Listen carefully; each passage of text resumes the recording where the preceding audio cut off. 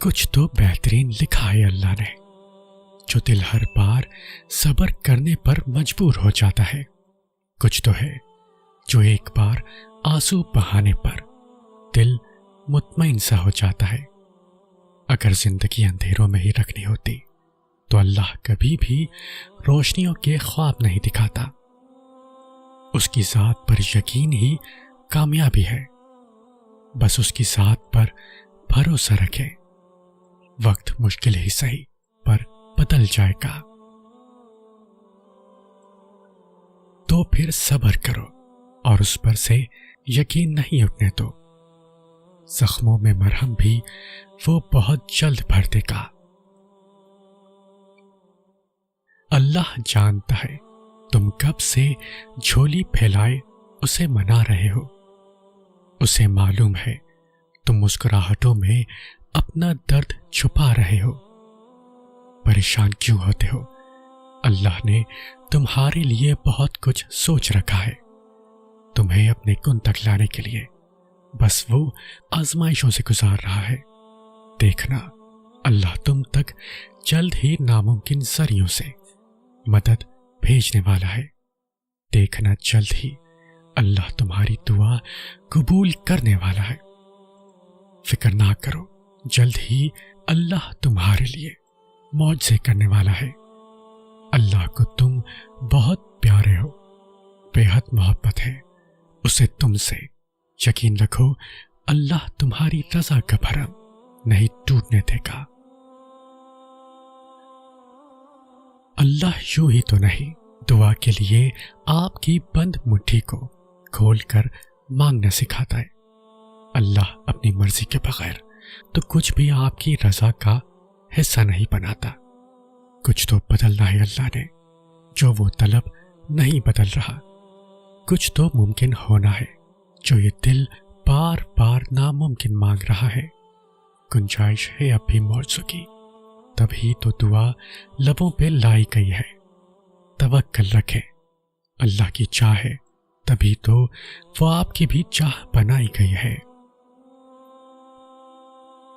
دعائیں تو نصیب کا قلم ہوتی ہیں، اور اگر تم چاہتے ہو کہ یہ قلم تمہاری مرضی سے تمہارا نصیب لکھے تو اپنی دعاؤں پر یقین رکھو اور مایوس نہ ہو کہ یہ قبول کیوں نہیں ہو رہی یا کب ہوں گی، کیونکہ اللہ دعا کا اختیار تب دیتا ہے جب وہ چاہتا ہے یہ قلم تمہارے نصیب کا لکھا مٹا کر اسے تمہارے مطابق لکھ سکے۔ اللہ پاک کی رضا کے بغیر درخت کا ایک پتا بھی نہیں ہل سکتا۔ تمہاری زندگی میں جو کچھ چل رہا ہے وہ صرف اس کی رضا ہے۔ اگر تم آزمائش سے گزر رہے ہو تو بھی وہ جانتا ہے۔ اگر تم کچھ مانگ رہے ہو اور ابھی نہیں مل رہا تو بھی انتظار کرو، وہ تمہیں تمہارے صبر سے بھی آزمائے گا کہ تم اس صبر کا اجر مانگتے ہو یا نہیں۔ یاد رکھنا اللہ پاک اپنے بندوں کو ان کی طاقت سے زیادہ کبھی نہیں آزماتا۔ اگر کوئی شے تمہیں اذیت دے رہی ہے تو اسے بتاؤ، اگر کچھ بھول نہیں پا رہے ہو تو بھی اسے بتاؤ۔ ایک وہی ہے جو کن کہہ کر سب بدلنے پر قادر ہے، کیونکہ تم چاہ بھی نہیں سکتے اگر وہ نہ چاہے تو۔ آزمائش کے دوران اکثر اللہ اس چیز کو تم سے دور کر کے بھی آزماتا ہے تاکہ تم تڑپ اٹھو اور اسے پانے کے لیے اپنے رب کے قریب ہو جاؤ۔ اللہ نے کہا ہے کہ ہر تاخیر کے بعد خیر ہے۔ اللہ نے یہ تو نہیں کہا کہ وہ خیر تمہاری من پسند چیز کی صورت میں نہیں ہو سکتی۔ اللہ جن سے پیار کرتا ہے انہی کو مشکلات کے راستے میں ڈالتا ہے تاکہ بعد میں انہی آنسوؤں اور تڑپتے دل کا سکون بن سکے۔ زندگی میں دو ہی کام مشکل ہوتے ہیں، پہلا اپنی من پسند چیز کو چھوڑنا، اور دوسرا اس چیز کو قبول کرنا جس کو آپ پسند نہیں کرتے۔ انسان بہت سے منصوبے بناتا ہے اور ان منصوبوں میں اللہ کو ہمیشہ بھول جاتا ہے۔ یہ بھول جاتا ہے کہ جتنے بھی منصوبے ہیں سب کے سب اس کے کن کے محتاج ہیں، بس تبھی انسان کو چوٹ پہنچتی ہے۔ ہم اس کی حکمتیں کبھی بھی نہیں سمجھ سکتے، وہ کب کب ہمیں کس کس طریقے سے نوازتا ہے۔ ہم یہ خاطر میں لاتے ہی کہاں ہیں، ہم تو بس تکلیفیں دیکھتے ہیں اور ان تکلیفوں کی بنا پر شکوے کرتے ہیں۔ جب تم اس کی رضا میں راضی ہو جاؤ گے تو وہ بھی تمہاری رضا میں راضی ہو جائے گا، اور جب وہ راضی ہو جائے تو کیا محبت، کیا دنیا، سب تمہارا۔ اگر اس نے اپنے بندوں کو آزمائش کے دوران تنہا ہی چھوڑنا ہوتا تو وہ بی بی ہاجرہ کو تپتے ہوئے ریگستان کے بیچوں بیچ پانی کیوں پلاتا؟ اور جو راستے اللہ نے تمہارے لیے چنے ہیں ان پر راضی ہو جاؤ، کیونکہ اللہ کی رضا سے بہتر اور کیا ہو سکتا ہے۔ یہی اس کی مہمان نوازی کا انداز ہے کہ جب کوئی اس کی چوکھٹ پر تھک کر ٹھہر جاتا ہے تب وہ اسے خود میں پناہ دے دیتا ہے۔ اللہ جب تمہیں آزمائش میں ڈالتا ہے تب وہ تمہیں اس آزمائش سے لڑنے کی ہمت بھی دے دیتا ہے، اور پھر تم یوں تکلیف سے ٹکرا جاتے ہو جیسے تم سے بہادر اور کوئی نہیں۔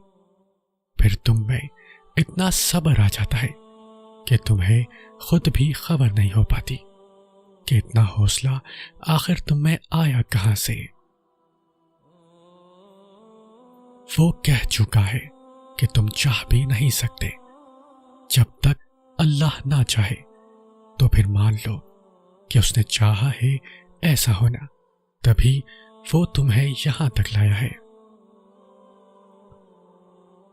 جب تم آزمائش سے گزر کر اللہ کی رضا میں راضی ہونا سیکھ لیتے ہو تب اللہ بھی تمہاری ہی چاہت مکمل کرنے کے لیے راضی ہو جاتا ہے۔ اس رب نے تم میں جنت تک جانے کی قابلیت دیکھی ہے، اس رب نے تم میں روشن راہوں کی طرف بڑھنے کی چاہ دیکھی ہے، پھر بھلا وہ کیسے تمہیں تمہارے حال پر چھوڑ دے؟ کیوں نہ تمہیں آزما کر آگے بڑھا دے، اگلا درجہ دے دے، ایمان کا، جنت کا، اپنی محبت کا۔ چاہتے ہو نا بلند درجے؟ آپ صلی اللہ علیہ وسلم نے فرمایا، اللہ تعالیٰ فرماتا ہے، اے آدم کے بیٹے، اگر ابتدائے صدمہ کے وقت تو صبر کرے اور حصول ثواب کی نیت کرے تو میں تیرے لیے جنت سے کم ثواب پسند نہیں کروں گا۔ وہ اختتام میں ہر وہ شے واپس لوٹا دیتا ہے جو تم نے اس کی رضا کے لیے ہاری ہوتی ہے۔ تم اس کی رضا میں الحمدللہ کہنا سیکھ جاؤ، وہ تمہاری ساری تکلیفیں اور پریشانیاں ختم کر دے گا۔ مت ہار امید، یہ تو آزمائش ہے، فقط کچھ ہی لمحوں کی۔ آزمائش کے بعد سکون کا وعدہ بے وجہ تو نہیں۔ یہ آزمائش ہے تمہارے صبر کا امتحان ہے۔ اس امتحان کا انعام وہ ہے جو تم دعاؤں میں مانگتے ہو۔ صبر کر کے دیکھو، کیا پتا اللہ کی بھی وہی رضا ہو جو تمہاری ہے۔ اس کی دیری کو اس کا انکار کیوں سمجھ رہے ہو؟ کیا پتا اسی میں تمہاری خیر ہو۔ تمہاری دعا ضائع نہیں ہو رہی، بس کچھ قبولیت میں بہت وقت لگا دیتی ہے۔